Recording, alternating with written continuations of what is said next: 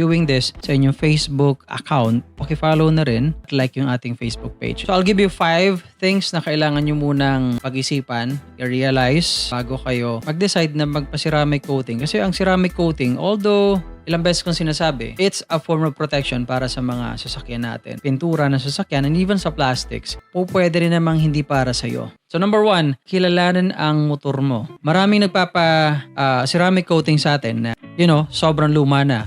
Yung iba naman, bagong-bago pa lang. What I actually recommend, tayo maglalabas ng bagong motor is ipa-ceramic nyo kaagad para protected ka agad. Pag bago kasi, bare yung pintura, bare yung mga plastic, kagagawa lang. So it's the best time actually na ceramic coating na to para protected mula umpisa pa lang. Sa mga ibang pagkakataon naman, may mga iba na medyo sobrang luma na yung motor pero gusto nilang magmukhang bago. I guess that's kind of expectation na meron na magmumukhang bago yung motor after magpa-ceramic coating. May mga bagay na kayang gawin ng ceramic coating pero ang isang bagay na hindi niya magawa ay gumawa ng milagro. Okay? Syempre kahit lumang motor naman pwede naman natin ipa-ceramic coating. However, yung result ay hindi magiging pareho ng result ng mas bago-bagong motor. Kasi nga naman, marami ng mantsa, mga bagay na kumapit na at sa ating pintura at sa ating plastic, may mga gasgas na, especially gasgas. Kasi kung minsan natatanong tayo, sir, may gasgas yung plastic ng motor ko. Maging itsurang bago kaya yan pagka na-ceramic coating na natin? Ang sagot dyan ay hindi. Kasi kung gasgas yan guys sa pangakaaraw, ang ceramic coating ay pamahid lang. Okay? Napapagandahin at paprotektahan yung surface. Kaso hindi naman niya gagawin flat yung gasgas. Kaya special plastic. Kung pintura yan po, pwede pa depende gaano kalalim, yung nangyari doon sa pintura. Okay? So, ayun, kilalanin nyo muna yung motor ninyo. Pangalawa ay kilalanin natin ang shop. Ito mahalaga to guys sa pangakaaraw. Pagka medyo matagal na yung shop, medyo experience yung mga tao, at malalaman nyo